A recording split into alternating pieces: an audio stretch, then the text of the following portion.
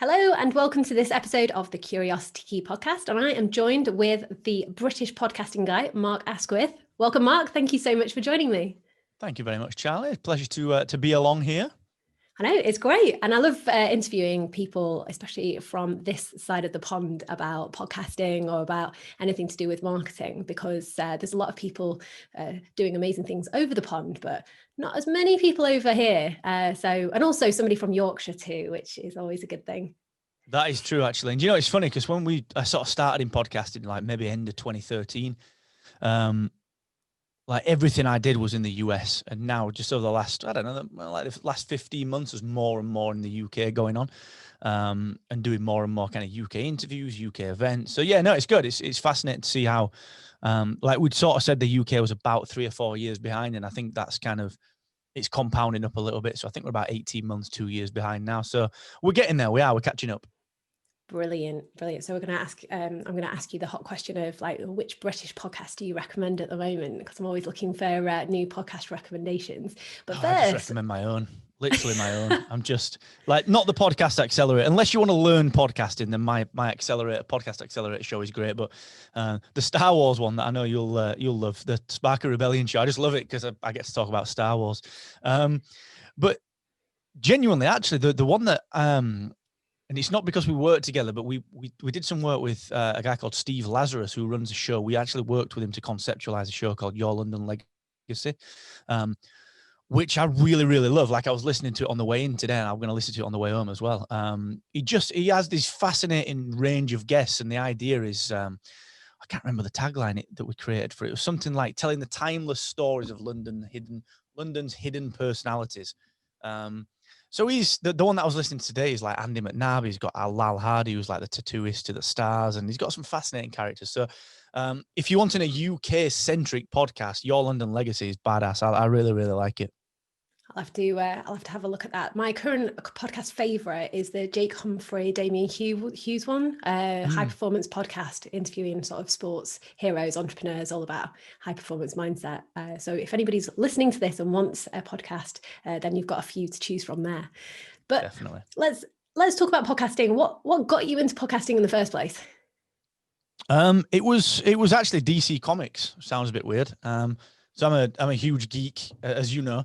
We've talked about it many times. And anyone that's into DC, you sort of remember. Like I was kind of into comics as a kid, never really collected them deeply, but always been into like mythology and stuff. It's why I love Star Wars. It's why I love DC, Marvel stuff to a degree, but not quite as much. And in 2011, DC relaunched their entire comics line with a new 52. They just basically said, like they did in 85 and then tried to do again a couple of times subsequently. They said, look, we want to create a really good jumping on point for people where we'll reset everything. And I was like, oh, this is cool. I can start reading again because, you know, I don't have to catch up. I can kind of just start jumping in at this point.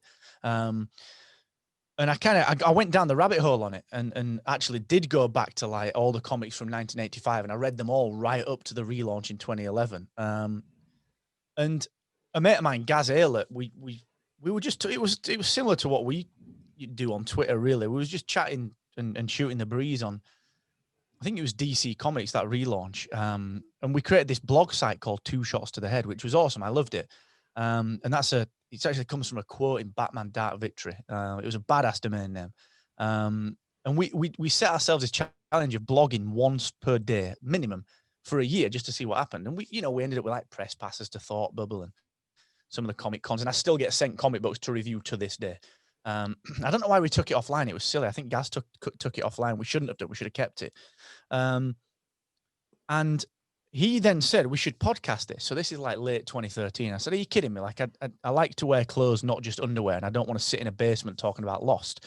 Surely that's the only reason to podcast. And he sent me this mic that you can see. Well, he actually didn't send me. He forced me to buy it. This blue Snowball mic that you can see behind me on the video. He sent me that and made me get it. And that was what I started podcasting with. And it was terrible. Like, you know, if I just... It's a podcast, so you're not going to see this, but I've got this blue Snowball mic. Like the first time I held it, like my audio is quite nice now, but like this was on the desk in front of me. It was miles away. So if you ever listen to episode 1 of Two Shots, it's terrible audio. Gaz's is because he's a real geek, but like my audio was terrible with this blue Snowball. but that's how I got into it. So that was kind of like May, June. Actually, that was the end of 2013. And in about May time, 2014, in my agency, I used to run a digital agency called Hacksaw. And a lot of people said, how the heck are you able to work with big clients? Like we used to do work for Adobe and Bosch and New York Times and a few others from this little office in Barnsley. And people said, how the hell are you able to get those clients and those contracts? And just generally ask me about like personal, like I'd start to get into personal branding and start to write my own opinion pieces. And that segued with Smashing Magazine. They let me down. They commissioned a big article from me. And then never published it. And I put like heart and soul into this. I'm talking, this is a 12,000 word article on setting up a creative business. It's still on my website, markasquith.com now. That's like half a book. Oh, it was huge. Yeah, I should turn it into a book. In fact, I think I actually planned to do it and never did. It's huge. It is huge. And they turned me down. They basically said, look, we love the article, but we decided not to use it. We're going to change tack and go this way with this series of content. Well, you absolute, I've put so much time into this. And that's when I started my first kind of podcast under my own brand, which was doing very much what we're doing now, which was interviewing. I was taking straight talking business people and just kind of getting under the skin of them a little bit. But I devised a really lazy format where they would give me all the content. So right from day one, I'd set up this podcast format where they would fill in what they wanted to talk about. They would give me the 3 actionable tips at the end. They give me, and I just didn't have to do any prep. And the content was actually really good. And now everyone's doing that. Now everyone's like, oh yeah, you got to fill this in. And I was like doing this years ago. It's part of why we do what we do now. So long story short, which is actually probably a long story, even longer. I had to try and plug like some old podcast hosting like Libsyn into my WordPress site and all that crap. And I was like, I'm fortunate because I do web builds and I'm into kind of tech and stuff. But why is this so hard for the layman? So we created podcast websites, which was and still is a managed WordPress platform for podcasters. And that was our first foray into podcast business. And then we've just stemmed from there. I got bored of the agency. I got out of that. I'm not into the agency model. And now we do everything in podcasting. So that was how I got into it. I'm one of those people that gets a bit obsessed with something. So like I got into podcasting and wanted to know everything about it and then wanted to just try and solve the problems. And now the startups come in left, right, and center. There are startups solving problems that don't even bloody exist in podcasting. But this is 2013, 2014, before really the UK in particular knew that much about it. In fact, I'll tell you this. I remember going back to, we used to do a lot of work with the local authority on EU-funded creative projects for businesses. So we'd like get commissioned by the local authority and funded by them to help a business overhaul the creative and market themselves better. And we get paid by the EU for that. Thanks, Brexit, for that no longer existing. I then took this idea of getting into podcast tech to that creative, like this supposedly very forward-thinking creative and digital sector in Barnsley where I was, and got totally laughed out the door. They were like, nah, podcasting's rubbish. It'll never take off. I don't know why you're doing it. You're wasting your time. And now 4 businesses in, all bootstrapped apart from productivity, doing easily 7 figures in within 12 months. Now they're all kind of coming back and saying, how do we do this? And it's just, the reason I'm saying that is not to sound like a crass, arrogant fool. It's just more to kind of pinpoint that fact that when you set off on a project and you really kind of throw everything into it, there'll be so many people that just have not got your mindset yet that will kind of throw you down. And it's especially in the creative, the marketing sectors, there'll be so many people that don't have your vision that are ready to tell you that it's wrong. So that's a huge lesson, I think, for so many people to learn. But that's the long story of podcast. I can do a longer version if you want, but I don't think we need to. That's the long story of how I got into it. Brilliant. So there's a couple of things that you just said that I do want to dive into a little bit. So the first one was that you started this blog where you made a point of blogging every single day. Now, a lot of small businesses that are doing their own marketing don't have time to blog once a week or once a month. So how did you make time to blog once a day? And also, why did you choose a daily blog? So to the first point of the question, everyone's got time to do anything once a day. That's just a flat out excuse that we make. If you can't find the time, it doesn't matter enough. Like we all Yeah, find the it's not time to important drink enough. water or have a brew or eat. And we always find time to go to sleep. You know, it's the things that we've got to do to live. So they're important to us. So we find time for them. And I think when people don't do it because they say they're busy, it's because they don't understand how important it can be. And they just see it as, well, I'm doing a blog. What does that matter? So that's kind of the first part of it. You know, anyone can find time to do anything. Why do we choose a daily blog? Well, two reasons, really. One, to make sure we could keep up with it. And that set me the discipline. You know, I did a daily podcast for a while. Then I've trimmed it and tweaked it and changed it. And, you know, I used to batch my interviews up. I used to do Monday nights, my podcast interviews. I used to record 4 at a time and release 2 per week. So I was always like way in front. And that daily blogging got me the discipline. So that was point one. Point two was, we were a brand new site. We needed domain authority. Quickest way to get domain authority is to make sure that other people are linking to things that you're writing. And the only ways to really do that is do interesting stuff that is a little bit contrarian, or is a little bit divisive, or certainly owns an opinion, and people look at and they link back to it because it's an opinion that they either get behind or they hate, or to be timely when something happens, to react to it very quickly. And that's why we did it. So we did a daily blog to build domain authority by using those 2 types of technique. So there's a lot of stuff that you just said there that anybody listening can go and take away. First one, really important, which is about finding a way to be disciplined about what it is that you're doing. So even if it is just once a week, or even if it is just once every other week or every month, be disciplined in the way that you're doing it. And also, consistency breeds trust. So if you want your market to trust you, be consistent with your approach. And then the other thing that you were saying as well is, don't just write blogs around the things that you're interested in. Understand what your target audience is interested in responding to and engaging with, because otherwise you're not going to get everything that you wanted out of it. So really, really good tips there for you. And then the other question as well that came up, which was around podcasting as well, and becoming known. Why is podcasting such a good tool for sort of any business to kind of broadcast their message or get people alongside what it is that they're doing? Well, it's an interesting question. So the thing is, there's a few ways to unpack this one. So number one, it's not as easy and not as good as it used to be, in terms of I can plug a microphone in and instantly do well. It's still the best medium, but the approach has changed. So when I started in 2014 doing my own solo stuff, no one was really podcasting. Like, there are 4, 5, 6 times the amount of podcasts now that there were then. So about 1.3, 1.4 million. There's about 220,000 when I started. So everyone wanted to be on a podcast, but they were the early adopters. So all the guests were the early adopter guests. Now everyone wants to be on a podcast because someone has told them that it's great. Like PR companies, like, get on podcasts. It's brilliant. And it's easy because we're PR companies. We can get you on them. It's easy for us.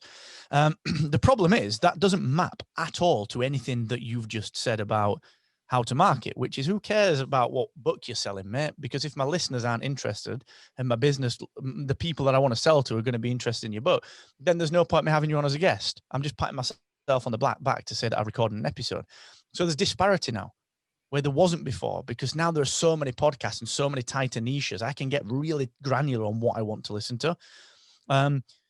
So back in 2014, I was, again, I get obsessed with stuff, and I always, I've got this weird mindset, like, rather than work from the bottom and try and work up, I pitch for like ridiculously high things and see where I land. And you always end up higher, and you always end up doing it quicker if you do it that way.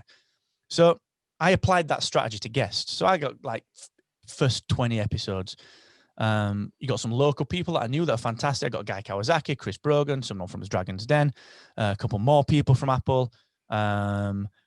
And then about 3 months later, I was speaking at events, like, literally never spoken before. I was just like, I've spoken at every podcast movement, every podfest, Harvard, TEDx, all that stuff. And that all came from the podcast. Now, the reason I say that is to actually fully answer the question. Why is it so good?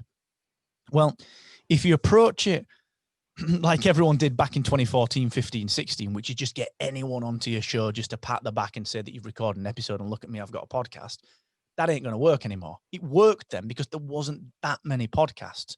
So what I would do as a listener, I kind of make do. You know, I'm interested in 50% of it. The other 50% doesn't matter to me, but it's better than not having a podcast in my niche. Now it's so granular. So authority, that's the first thing. Okay. You've got to decide what you want from it as a business. Are you trying to build a network? Because if you are, do an interview show and pitch for the highest, biggest possible guests you can ever imagine, and you will get them. No doubt about that. Because everyone, like, I've not shut up. You've barely said anything. Like, we love doing this as guests. It's our ego. You just stroke the ego, let it roll. It's easy. And it's great because if you want to build a network, that's the way to do it. You know, that is the way to do it. If, on the other hand, you want to go the other way, and this is, again, why it's different to like 2014, 15, 16, even 2017 and 2018, because none of the stuff I'm about to tell you existed then. But if you want to sell stuff, if you want to use it as actual marketing, so not networking, not building up your own authority, if you want to sell stuff and build product-based authority or brand-based authority, you've got to research, like you said, Charlie, you've got to research what people want and what people are asking. Guess what? This is blogging 2.0, 5.0, 10.0, whatever. Because now Google's showing rich snippets. And those rich snippets are podcast interviews and podcast episodes. So if you've got to get really strategic about what you're doing. So if you do that, so kind of just to distill that down, the two great reasons to do it are, number one, if you don't have a network, if you're building a startup, if you're a new business person or you're a tiny business that wants to expand, get connected with people and you will build a network very, very, very quickly. There's a reason that when we go to New York, I'm able to go to VaynerMedia to have a coffee. And it's because we've literally just went, I'm Mark, I've got a podcast. We work in podcasting, fancy a coffee. Not anything shy about it. You know, there's a reason that you can get to the people that are seemingly untouchable. The second thing, like I said, to distill it down, if you want to sell stuff, treat it like content marketing, treat it like blogging, do your research, answer questions, build authority that way. So that, and this is classic, you know, everyone knows this, but you want to appear in the search results every time someone refines their search down. Like, I'm just buying a new TV. I need a new TV. Okay. TV sizes for the room. Okay. My podcast episode should be there on my YouTube channel. And then I refine it down. LG, OLED versus QLED versus AMOLED, whatever, LED. I want to be there as well. So build your strategy for your podcast around that. And that's why it's so good, because you can react very quickly. Like, I don't have to write.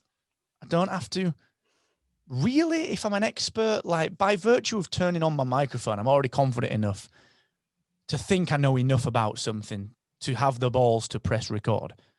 So you don't have to, you don't have to plan that much. Like, if something happened, if Spotify bought another podcast startup today, I would come in here, press record and give my reaction, because it's not like blogging where you've got to type and think, and you can just wax lyrical because you are already the expert. So, I mean, that's a multitude of reasons why podcasting is so good. Like I said, I'm like the typical podcaster. I don't shut up when you ask me a question. No, it's great. And I think like podcasting is something that I'm fascinated by. And I always say that I'm still quite new to the whole podcasting world, even though I launched a podcast for a client a couple of years ago. I think they've just hit 120 episodes of their podcast. Mine, I think this will be episode 35, 36. So it's still kind of new. But one of the main drivers for me for launching my own podcast was exactly that. It was all about networking. It was all about interviewing different people, finding out. And for me, it's been a great research tool, as well as being able to sort of showcase the great stuff that people are doing that don't necessarily know about it. However, what's curious is that this podcast, as you're listening right now, will change a little bit more. So it's still going to be loads of valuable tips and loads of valuable things, but there will be a slightly different focus and different strategy, because one of the biggest mistakes, well, I say it's a mistake. It wasn't a mistake at all. When I launched this podcast, I did it as a bit of an experiment because I wanted to see how it went. I wanted to develop my skills as an interviewer. I wanted to get in front of some different people and expand my network, like Mark said. And you know, I feel like I've done that to a point now, and it's time. I have a little sign that says, "Suck it up, princess. It's time to put your big girl pants on," because hitting record and me just talking has always been something that I'm not that comfortable with. Whereas recording a video, absolutely fine. Writing a blog, happy days, can do it. But I think what you were saying as well is that if you're a small business and you're doing your own marketing, you've got to find out what works for you. What do you find interesting? What do you find easy and accessible? And focus your energies on that until you're ready to explore different things. if you don't feel comfortable doing video, do audio. If you don't feel comfortable doing audio, do video first and then see how you get on with audio. And it's all about finding something that you find fun, because let's face it, we didn't start our businesses to be great marketers, but we're all doing marketing for ourselves because we want to get in front of our target market. We want to start building that authority, showcasing our credibility, and then start getting clients. And for anybody that's listened to an older episode of this podcast, I interviewed Lena Gothberg, who has the shipping podcast. And that's what she did. She saw a niche in her industry. She wanted to expand her network, and she wanted to showcase all the great things that people are doing within the shipping industry and raise the profile of an industry that is so misunderstood. So what Mark was saying there is that there are so many different strategies that you can use. Podcasting is a tool, podcasting is a delivery mechanism, but unless you've got the right strategy and you know what objectives that you're working towards, you can find yourself like all over the place or a little bit overwhelmed. So objectives is always an interesting one, because also with metrics, what metrics do you recommend that people keep track of when it comes to podcasting? So if they honestly have their own podcast to start with. Honestly, it's whatever you want. Now, I know that's a really broad and flippant answer, and I'm saying that on purpose because no one expects that answer. Everyone expects email signups and downloads. You know, they're the two because it's easy. And sure, they need to be going up. You know, they're the things that you need to go up. But like, your business is different to me. You know, what do I want to happen in Captivate? Well, we're a software platform. So what do I want? Well, ultimately, I want more traffic. Then I want more trials. Then I want more activations. I want less churn and more advocacy. So I can use a podcast to push any one of those up. And then I can use a podcast to even start to fill up my funnel. I can start to become quite resilient with my testing. You know, how do I make sure something's working? Well, a podcast's a really quick way of doing it. You know, you push out one episode and you try one call to action and you promote it. If it doesn't work, you try something else and you find something that works. So it's very quick to spin stuff up. So obviously your audience needs to be going up, but you know, I would posit that you don't need to worry too much about that. Like, I would rather you had 100 downloads, 100 people listening to your podcast, and 90 of those signed up than get 10 signups from 50,000 listeners. Because and that's a wild example. You know, those ratios are obviously excessive. But the point that I get to is that so many people check the download numbers and try and push them up. But then 2 years' time, in fact, I did an episode today. I forgot about this. I batch recorded it. I'm fairly sure it's today. I should really know what I've released today. You're doing well at 2:30 in the afternoon. Oh, honestly, this is my first day back from kind of moving house as well. So I'm like, what day is it? What time is it? Where do I live? Where's my work address? It's just, it's always fun. I hate that fuzzy moment where you do something quite sick, like, because moving house is one of the 3 most significant events that can happen to you. And then you come back to sort of like normal work life and you're like, what time is it? Like, who am I? Like, what's going on? And it's a killer. You're like, oh, I forgot to eat at the normal time. Now I'm hungry. And like, I don't know why it throws your routine out, but anyway. So I recorded an episode and released it today, which is, when should podcasting pay its own way? Because so many people say, well, I've got 10,000 downloads. Why am I still paying for my hosting? Don't have a sponsor and can't monetize it. I'm like, well, what's that got to do with your downloads? That's ridiculous. You know what I mean? I might hit 50,000 golf balls every single year. Why don't TaylorMade, or why don't Nike, or why don't someone come to me and say, I want to sponsor you? Because I'm not very good. And it doesn't matter how many bloody golf balls I hit. I'm just not very good. So the point is that if you, and I wax lyrical about this a hell of a lot on the show, if you expect the results of a business to come from your podcast, then treat the bloody podcast like a bloody business, because you can't have it both ways. You know what I mean? It's like going to the gym once a year and expecting to be Dwayne Johnson's. You know what I mean? Dwayne Johnson, just singular. He's multiplied. One rock. He's not far off, to be fair. And you know, you can't have low input and expect high output. So when it comes back to the question, what metrics should you make? Yes, measure your downloads. They should be trending upwards. But what are you getting from those downloads? What's the hell are you planning on? You know, you need some kind of funnel. How do you get people to channel shift? Where do you want them to channel shift to? From listening to an email list, from listening to your Twitter engagement through to an email list, starting a trial, going over to your YouTube. You know, you got to figure this out and you got to plan it in, because what everyone truly believes now, honest to God, right? This is largely due to quote unquote entrepreneurs online selling crap, right? Because what they'll do is they'll say, start a podcast. Guess what? It's the trendy thing to do, and I'm going to create a 97 bucks course and sell it. But I've got really no idea, because I wrote entrepreneur on my website, so I must be an entrepreneur. So then what they do is they sell these courses that say, right, you launch a podcast, then you monetize a podcast. Sweet. That would be amazing if that was the case. Show me one business that unlocked its door and cashed its first check. Doesn't happen. You have to do the work in between. And this is kind of a bigger, I mean, we're getting into rant territory, but this is like a bigger fallacy than just podcasting. You know, it's business, it's marketing. Just because you have a domain name doesn't make you an entrepreneur. Just because you have a podcast doesn't make you an entrepreneur. Just because you sell knowledge, you are not an entrepreneur. Richard Branson is a frigging entrepreneur. All right. We are just small business owners that happen to need content to market, and podcasting is just one of them. It's very refreshing to hear you say that, because I think I definitely share your soapbox with that. And somebody described me as that once, and I was like, crikey, I am definitely not an entrepreneur. I am I have a small business. I have a business that I sold for as much as I invested in it many years ago. But yeah, no, small business owner, and kind of like focus on the things that you're good at. But exactly what you're saying too is that, know what you want to get out of something, understand the intentions behind doing something, because setting up a podcast is not as quick and as easy as a lot of people make you think. If you want the easy route, then find other people's podcasts and be interviewed on theirs. But again, if you're going to do that, understand the intention behind the activity. So you know what you're doing, what you want to get out of it, and also what you're going to do with the things that you get out of it as well. It's a bit like, I speak to so many people that are like, I really want to generate leads from LinkedIn. And I'm like, brilliant. Okay, so let's have a look at what you've got already.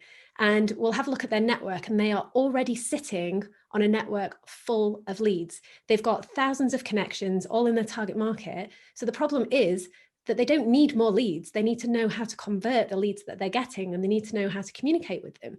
Same with podcasts is, you need to know what you want to get out of it in order to make it a success. And I like what you were saying before about like having a look at downloads and not just looking at the download figures either. And it kind of comes back to an article that I read many years ago. It's by a guy called Kevin Kelly, all about 1,000 True Fans. So if anybody listening to this has not read that article, it's not a book. It won't take you a long time. Just go and read it. It was written years ago, and it's just such solid stuff. And one of my previous guests, so Robin Kennedy, they are all about him. I think I'm doing an interview later with Robin Kennedy. I'm not sure. Someone at my business is doing a webinar with Robin Kennedy today. Oh, there you go. That is the entire level of my knowledge on that. But yeah, that's what you get when you move house. I don't even know if I own a business anymore.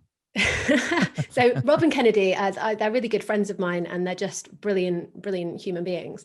And they teach email marketing and have software and do all sorts of cool things. And they were saying that they have a client that turns over a solid 6 figures in their business every single year. And their mailing list they've got 70 people on their mailing list. 70. And it's that, like, they talk a lot about, everybody says to them, how do I get like loads and loads of people on my mailing list? That was one of the mistakes that I made when I first started my business. I was like, right, I need loads of people on my mailing list, because everybody was coming at you saying that this is what you need. But actually it's not. It's a focus on, right, okay, how can you create that fan base? How can you make people keep wanting to come back to you? And then I always say that everybody talks about marketing, all of the marketing books, it's all about, you've got to be visible in your market. You've got to, awareness is so important. But in such a noisy marketplace that we have today, it's not good enough just to be visible or just to make people aware of you. You've got to make them curious, and you've got to make them want to keep coming back and more curious and excited about the prospect of working with you. And I think as well, like with video and audio, it's a really good medium for sharing personality and getting people to want to know more. Like, what are your thoughts on that? Yeah, and that's kind of where my head was going as well, like the personality side of things, because we're all told that we need this personal brand.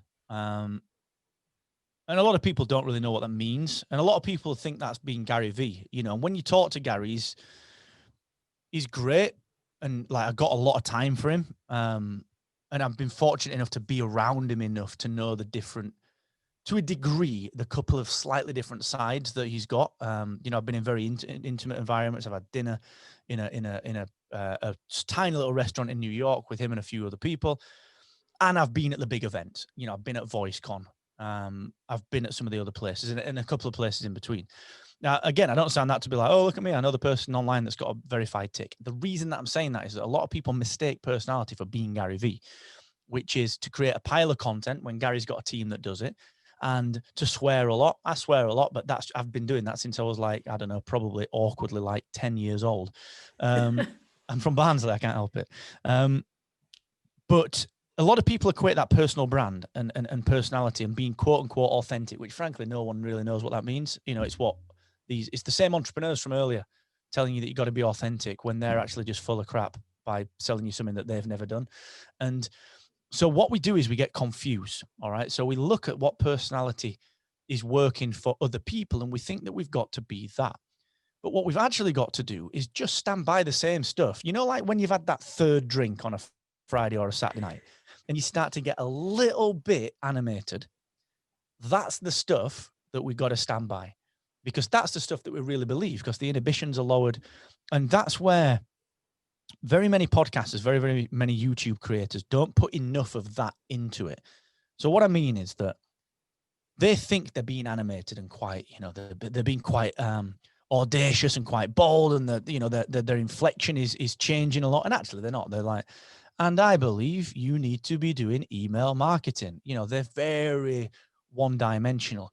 You've got to be, number one, on your delivery, you've got to be super animated. You have to be like 150%. Like, imagine if you're on karaoke and you want that personality to come out. Like, the second that you give 150% is just about the time that the audience notices that you're putting in any effort at all. So if you give your 100%, everyone's like, oh, that person's just stood there singing into a mic. If you just go over and above, it's only then they start to notice. And that's what you got to do with your personality. So, don't be faux authentic. Don't be Gary V. Stand by the stuff that you have a strong opinion about. And it really is that 3 kind of drink rule. The second that you start getting a bit animated on a night out, that's the stuff that you really, really like. And that's the stuff that you can talk about forever. And that's the stuff that you should deliver and how you should deliver it on your podcast. And I think one of the key things with this is that you are going to annoy a few people. I once got an unsubscribe to my email list that just said F off. And I was like, brilliant. I will. Thanks. Appreciate it. And, if you let those people kind of rule your decision making and how much personality you put into it, you'll never get anywhere. You've got to understand that, those 70 people on that email list with Rob and Kennedy, there are probably 10x the amount of people that those people will never work with. So there are probably 700 people that have unsubscribed or who have seen their email list and thought, no, they're not for me. But the 70, for every one that they've attracted, they've earned 5-10 times the revenue than they would from any of the other people signing up. So it's the quality of things. It's not the quantity of things. And it's back to Kevin Kelly, 1,000 true fans. But I think the personality thing is a real problem, because especially if you come from like a corporate environment, you're told not to be like, I was like that far from getting sacked from every corporate job that I've had, because like they were boring and the people that were managers were frankly idiots, and they were idiots because they were just doing what was in the book. The book could have said, donate half your salary back to your own manager and it will get you a promotion. And they would have done it because they had no ability to think any differently. And I think when you're taught like that, when you're bred like that, you don't find it easy to move into being more personality led, into being more quote unquote authentic, into doing podcasts and YouTube, because you've been told that that's not quote unquote professional, when actually the person wearing the suit and the tie is probably the least professional person ever, because they're behind on all the work, they're always late, and even if they're not always late, they're just micromanaging. This is me describing like all of the David Brents that I've ever worked with. So, to bring that back to personality, that some of the people that do this the very, very best are people like ex-Forces people because they are so disciplined and they know their trade so very well. And they've not been taught to do something. They've been taught to solve problems and to get to the end goal and the outcome by any means necessary, using the tools that they can put their hands on. So when it comes to them delivering content, they're very pragmatic and they own an opinion. So to really kind of bring that back to the personality part, you've got to stand by something. If you're not noticeable, then no one notices you. And the way to be noticeable is to actually believe in something and stand by it. Don't be stubborn about it. Be willing to change, be willing to learn, be willing to move and adapt and be pragmatic, not just dogmatic because you are stubborn. Be pragmatic and reassess your opinion, but have a bloody opinion. And I think that's definitely why be open-minded about it. Exactly what you're saying. Yeah. I think the challenge with some people, I think that put themselves out there, and I think this puts a lot of people off as well, is that they're so out there with their opinions and trying to, in some cases, force their opinions on other people, especially about what you were saying in terms of what is the definition of authenticity online. My definition is always like, right, okay, well, how do you behave in real life? I was speaking to somebody earlier today.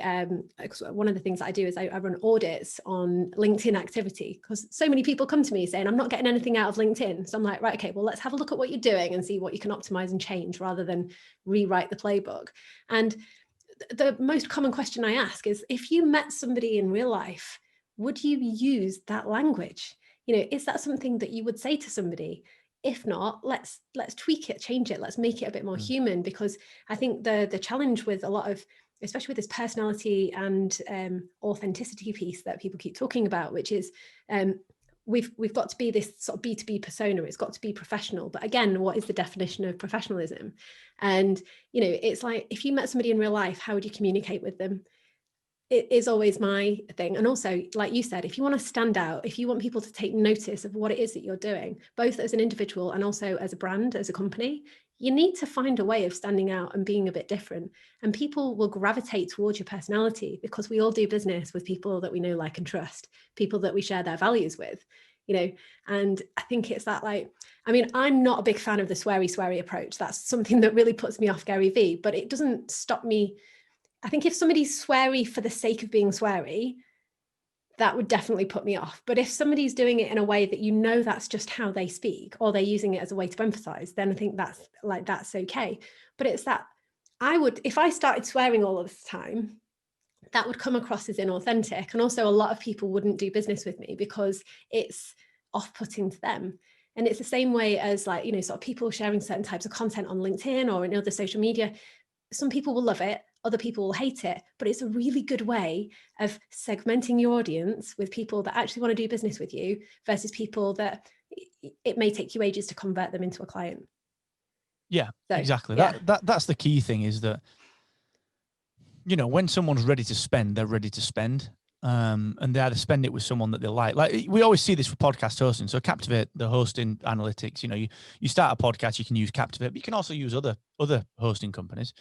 And a lot of other podcast hosting companies, like you'll see in some of the Facebook groups, which podcast host would you recommend? And they always jump in and they're like, it's us, we're the best. And my stance is always like, honestly, do you know what? There is no best. This is all rubbish. There is no best car.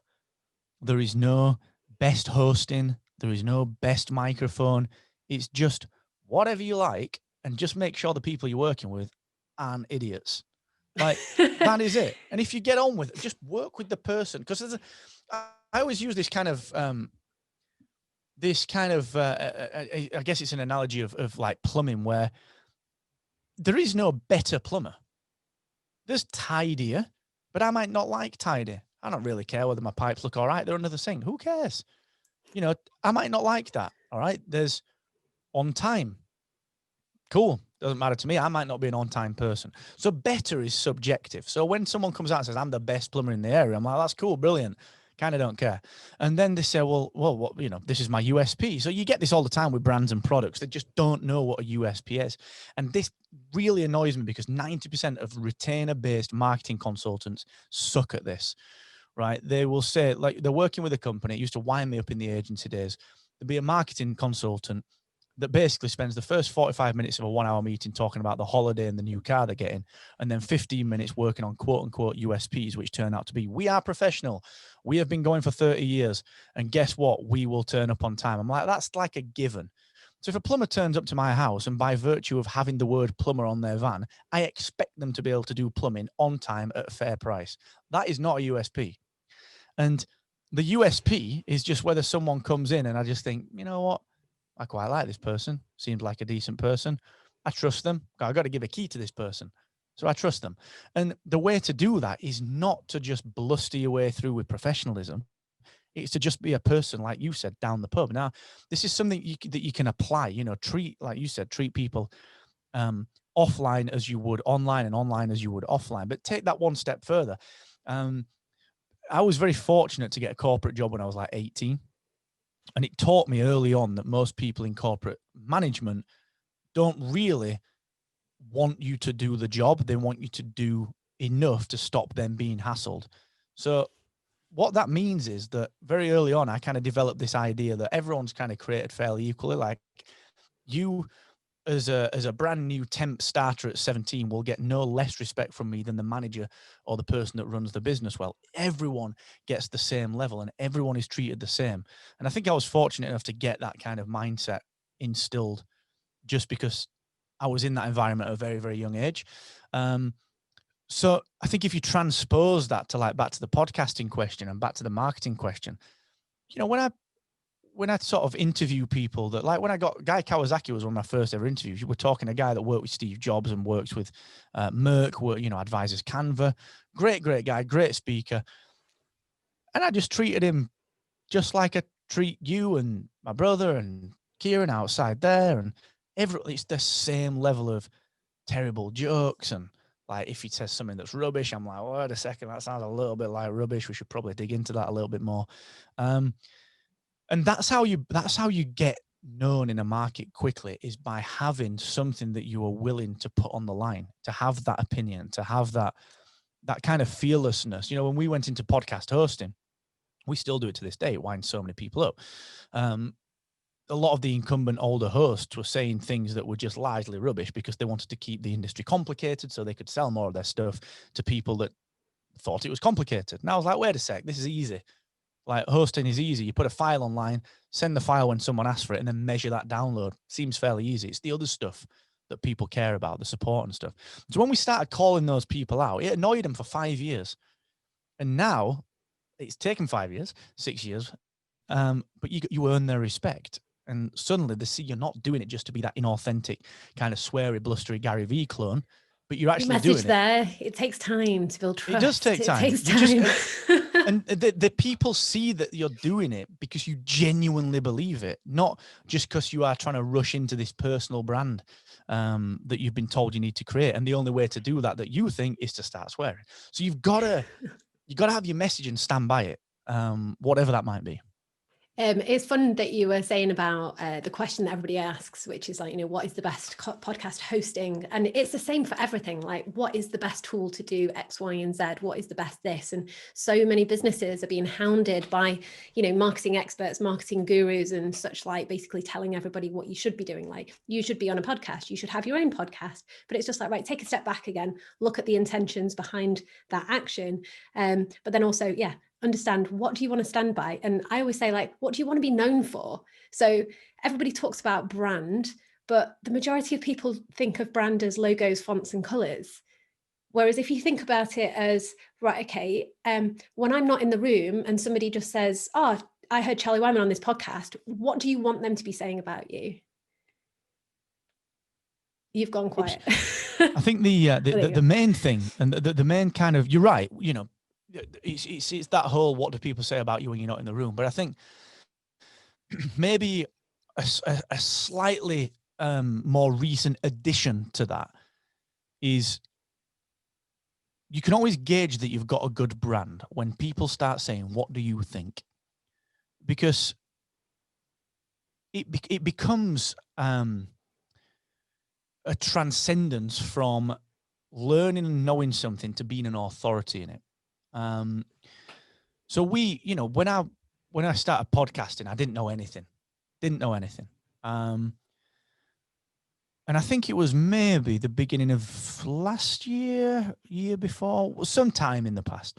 I thought, you know what? I've got a lot of opinions on podcasting. I'm going to take the plunge and I'm going to annoy some people. And I'm going to have to take it on the chin. That my opinions won't be like, but I'm going to start writing them down. So I started blogging them and podcasting them and really lent into them. And just got slated. You know, there was some really OG podcasters. You know, there was some stuff that I wrote in the podcasting space that people were like, nah, that's naive. You don't know what you're talking about. This is ridiculous. Fast forward a year. Guess what? Some of the tech predictions, the big ones that I got called an idiot for, are coming to fruition. I was like, that's just because I had the balls to go out and put it on paper and kind of take it on the chin a little bit, which then led to, what do you think? You know, it led to going to speak at Harvard on things. It led to one of our, the full transparency mode with Captivate, inspiring an entire symposium in Boston. It led to basically being asked about some authoritative stuff on podcast privacy, not because I know any more than anyone else, but because I had the guts to put it out there and take some of the stuff on the chin. And this is the kind of takeaway from all of that, right? It doesn't actually matter what anyone else thinks. Like, it's all those people giving me grief, the people that give you grief, Charlie, because there will be them. There'll be people that give everyone grief. The people, you listening to this now, you know, you want to put yourself out there on LinkedIn or whatever. There will be people that give you grief. Who cares?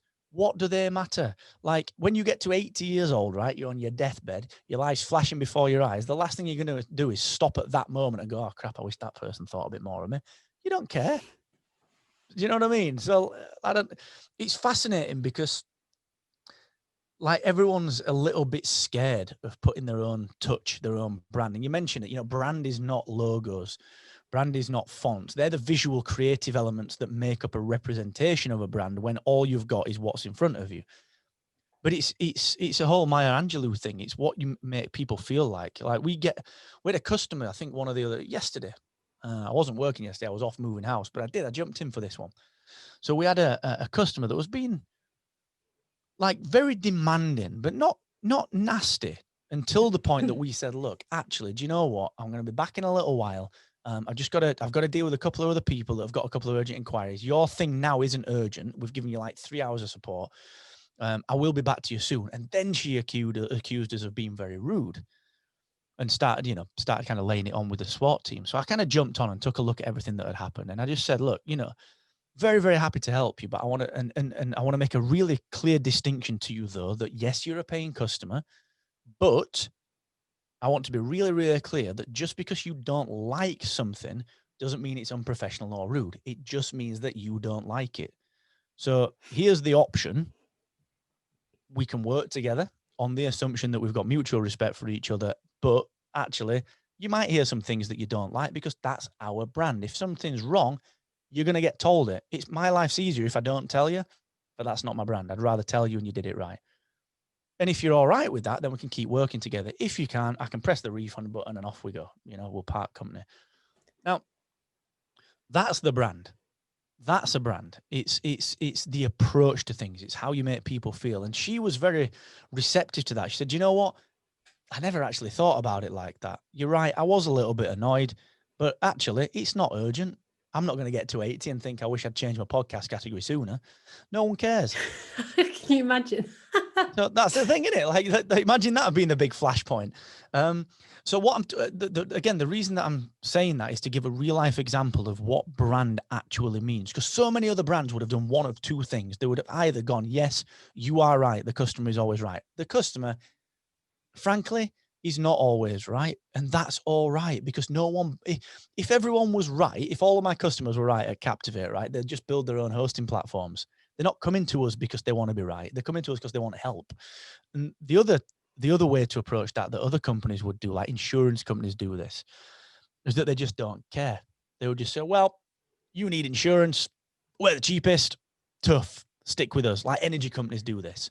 I was speaking to somebody about this earlier. I was just like, just because you have a brand or a product that everybody needs does not mean that you need to treat people like crap, because, you know, it's that Yeah, I find it really shocking, but exactly what you're saying about like likability. And you made a point before about the definition of good, or we're great at this. So like if we're great at being on time, or if we're great at this, this and this, and it boils down to what is your definition of great. And I remember, because like, I'm not a trained marketer, so when I was in that first sort of marketing role, I remember working with a consultant years ago.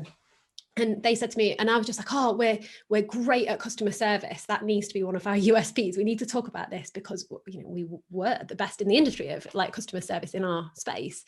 And they were like, well, what's the definition of great? Because somebody's great might be somebody else's average. And, you know, people talk about amazing experiences. People also talk about terrible experiences, but nobody talks about the things that are average or by definition good or expected. So as a brand, as a company, you need to know what is your definition of good, what is your definition of great, and also how does that line up with what your customers want. And I talk a lot about customer profiling. Somebody was just like, oh, you're just another consultant that you know comes in, does the whole poster exercise about customer profiling. But it's so important, because the more you can understand how your customers behave, what's important to them, what is their expectation of working with you, what's their definition of good, what's their definition of great, then you understand where your parameters are and how to handle those inquiries. And also not be afraid of saying, look, you know, you'd be better going somewhere else because you're going to get what you want, rather than just constantly being disappointed or fed up because you want something that we just can't offer. And there's also, I think, as well, to that point, because that is a great point, but I think to that point as well, to quote, I think I'll to paraphrase Harvey Dent from The Dark Knight. You know, you always live long enough to become the villain. So the problem that great customer service brings with it is that people get familiar with it, and indeed it does breed contempt. So the second that you have to look into something for them, usually, and you can always tell back to the profiling, because these are always the people that want to pay less. These are always people looking for discounts. They're the people that pay late. They're the ones that you give exceptional customer service. They expect more and more and more. The second you say, hey, well, look, actually, need to look into this, that's when they kick off. And I think you will always, if you give customer service that is fantastic, which everyone will and should, you will eventually live long enough to be the villain. Now, that's when your brand comes into play. Because you're right, great customer service is not a USP. It's pretty much a given. But it's how you handle the people that then see you as the villain, because you've just taken that 1 minute longer than you needed to just make sure you got it right. And because you're so good, people generally want what they expect. And because you've trained them to expect something, the second you take a bit longer, it's how you deal with those people that becomes your brand. And that's like my brand with that is, look, let's be completely honest, right? You're paying us money. That's fantastic. We appreciate that. We love you for that. And we will do everything, as always, forever, to help you in the very, very best way possible. But let's not mistake the fact that because we transact, that there's some sort of master-servant relationship going on. Like, at the end of the day, you lock up your office, you go home, you see your kids and have your tea, right? At the end of the day, I lock up, go home, see the kids, have the tea. We do the same thing because we're both people. And just because we transact doesn't mean that you have some right to be how you are. And that's where the brand comes in. You have to have the confidence to stand up and say, do you know what? Actually, that's a little bit off. Don't be like that again. I've got a 3-strike rule. If someone drops an F-bomb at one of our team members, I step in and say, if you do that again, you're out. If they do it twice, I'll say, this is your last warning. Legitimately, you will be out and you're everything. You will never work with us again. And if they do it again, they never work with us again. And you've got to have the confidence to do that, because here's another thing. The biggest thing that keeps business owners up at night when it's not money is customer service. And especially if you're an empathetic person, like if I ever go at someone, I feel bad for weeks. Like I really do. And it'll keep me up at night. When was the last time, so you asked me earlier on, didn't you? Like, well, how do you get into podcasting? Imagine if I'd have answered, well, actually, Charlie, I got into podcasting because I wanted to sit up at night worrying about customer service. No one does. No one sets a business up to worry about their clients and their customers and getting back to them and treating them like kings and queens. No one wants that. So if your clients expect that, they're probably the wrong clients. And you've got to, like, life's too short for this stuff. We only set up businesses because we want to earn money to do the things that we enjoy doing in a way that we enjoy. Like, that's the only reason we set business up. We don't do it for any other reason. Otherwise, we'd just get a job. It'd be far easier, wouldn't it, to get a job? It's so much easier. Wouldn't it? Yeah. And yeah, we'd have managers breathing down our neck and, all that kind of good stuff that we talked about earlier. But guess what? 5 o'clock comes, I'd be off. And I really bloody would be. I would be off. But we don't choose that life. So that's your brand. You've got to decide, how do you want to act and how do you want to be perceived? And actually, if someone's going to write a negative review about you because you stood up to them and said, actually, don't be a tool. And I say this all the time, right? So one of the biggest things that people do, so frustrating. It's fascinating, actually. I always, if someone comes back and they say, look, I want this thing, I'm stamping my feet, otherwise I'm going to write a bad review. People do it. It's rare, but people do. Drives me nuts. Yeah, it's blackmail. They're like, I'll go in all the podcast groups. I'm like, no sweat. Guess what? I will be there every step of the way to defend and to show exactly. And now here's the fun thing, and I'll finish on this one for you because I know I just ran on about it. I had this happen about 3 months ago, right? There was a client of ours that had been with us for 4 years.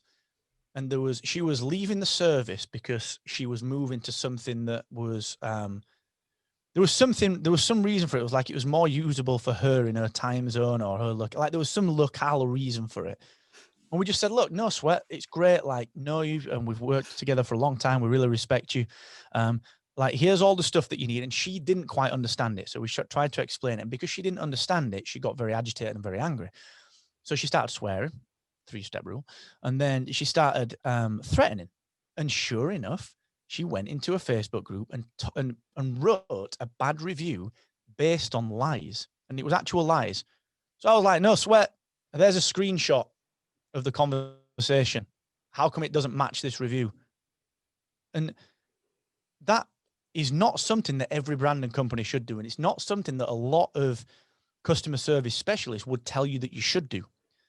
But I kind of disagree with it, because you put, like Charlie, for you put blood, sweat and tears into your business every day.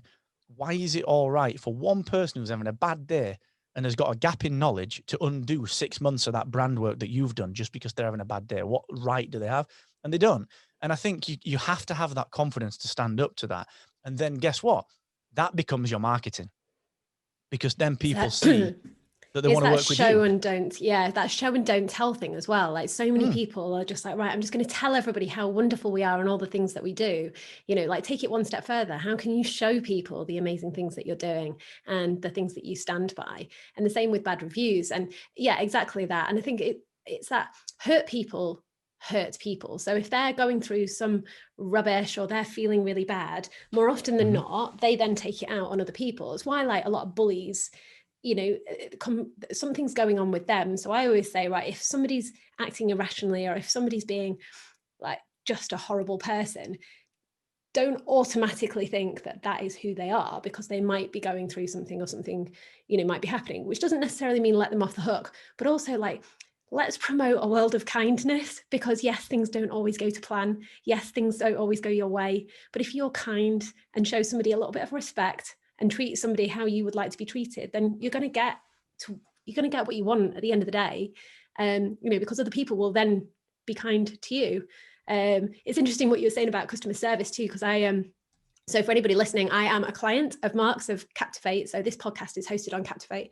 And somebody asked me that question. They were like, oh, so what's the best podcast platform to choose? And I was like, well, what do you want out of a podcast platform? Because yes, I can say Captivate's wonderful and really great, but it's all about what you want. And they were like, well, why did you choose Captivate? So I'm like, well, to be honest, the founder likes DC and Star Wars. So that was a big driver for me. But it's back onto that personality side of things. It's not the be all and end all, but it can really, really help. So there was one question that I wanted to ask you before, because we'll wrap up. We're sort of going over time here now, which was around your thoughts on employees sharing personality and the effect that has on the brand. Because I speak to a lot of companies that are afraid of their company, of their staff, of their employees, building personal brands or showcasing what it is that they're up to. Because my thoughts around that are, showcase the brilliance of the wonderful people that you employ, because great companies aren't great because the founder had a wonderful idea or because the product is wonderful. Great companies are great because of the people that make it great and the people that support it. So why would you kind of keep them caged and hidden? Why not allow them to sort of showcase the things that they're doing and put them out there? And also when they do, they're going to advocate for your brand. They're going to help you build that brand, because again, people do business with people. So what are your thoughts on that, especially with your team and people doing customer service? Do you advocate them sort of sharing their brilliance and putting themselves out there, or not so much? Yeah, absolutely. I think you've got to do that. And I think, we live in this world where they're going to do it anyway. So you may as well support that and nurture it and help them with it. I think the only potential challenge with that, and it's certainly not a problem, it is just genuinely a challenge, is that sometimes you have a lot of strategic things going on that you don't necessarily want parlayed in ways that aren't specific to your plan. So what I'm talking about is, like, say if we do a product release, like the last thing I want is someone to tweet it from the team because they've been working on it, and that be the first thing that users see.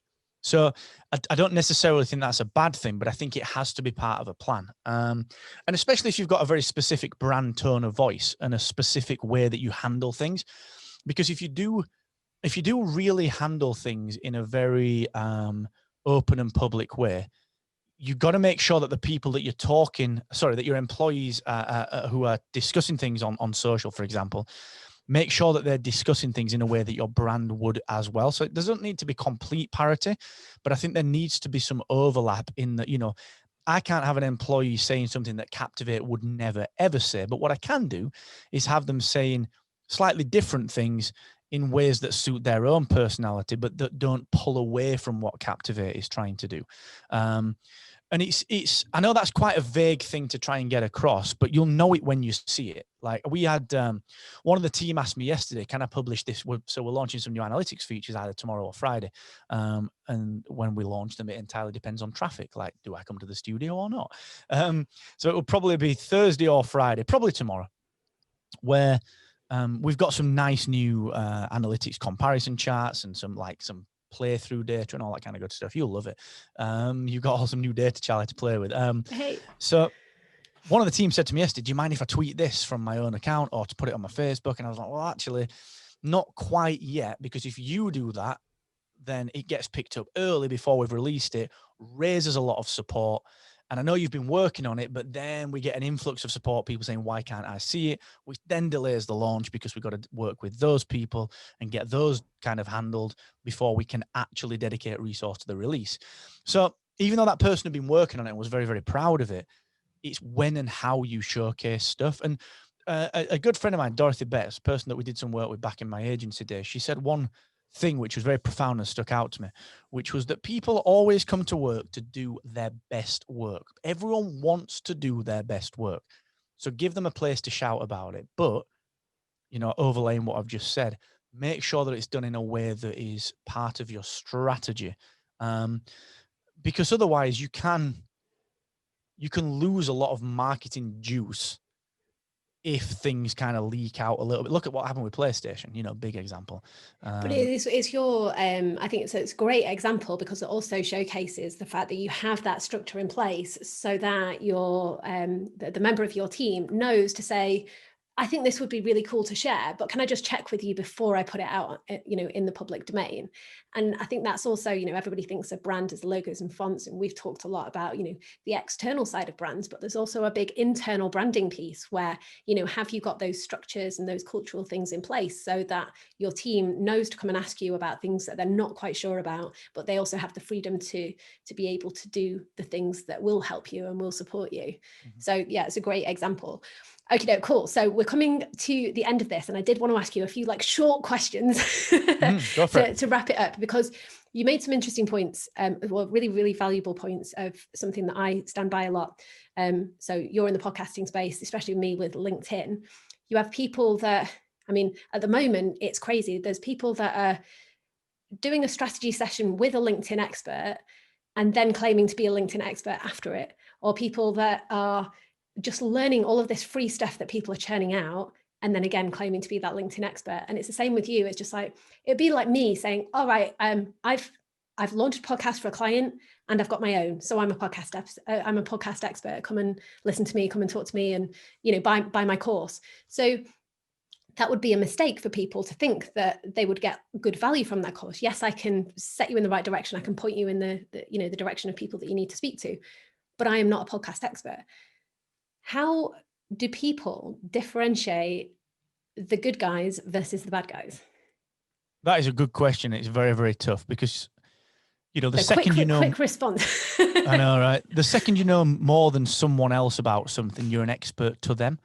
So that's the thing to consider. But, it's hard to define how you can see how good someone is at something. The one thing that I would say is this. Actually, a couple of different things, but they are quick fire. Number one, there are so many entrepreneurs online, and they're on my Twitter feed, and I've spoken at conferences with them, who flip and flop. Like, they tell you to niche into something in particular, but then start to teach you 50 different things. All right. That's telltale number one, that they're probably not very good at anything. Telltale number two is that they're jumping on trends. So they're into podcasting now. They were probably into YouTube 3 years ago. They're probably into LinkedIn like a year and a half ago. They were probably into SEO back in 2008 through 2012, and probably social media are running alongside that. And they probably sell stuff that looks good but isn't very good. Like, buy my best self ever planner. Those kind of things. They're just not my jam. And so that's that one. And then the third thing that I would say is that if you are buying a podcast consultant, they need to show you one of two things. The fact that they can work in the industry. So like with me, it would be, show me what you've done in the industry, right? Okay, I run 4 podcasting companies and I work with tens of thousands of podcasters. All right. My goal is not to build a massive podcast myself.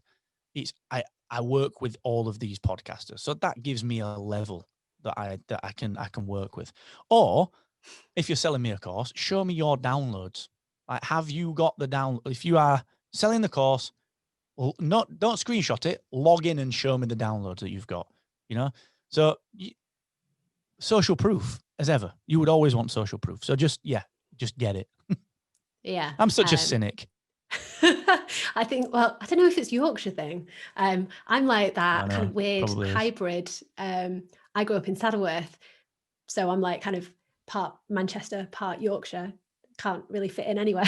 But I was drove through Saddleworth the other day randomly. It's a wonderful place. It's a very village mindset place, but it's a wonderful place. It's my route to IKEA, it turns out.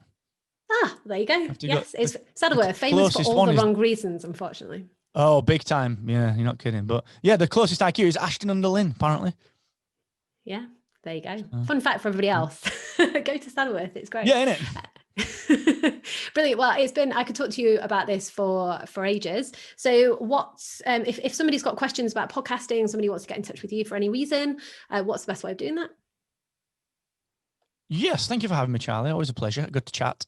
Just hit me up on Twitter at Mr. Asquith, MrAsquith. We'll just chat over there. Yeah, Twitter's always a good place. And for anybody listening, it's been an absolute pleasure. Thank you for joining me. If you love this episode and want to hear more, please hit subscribe, and I will see you on the next episode. Ciao for now.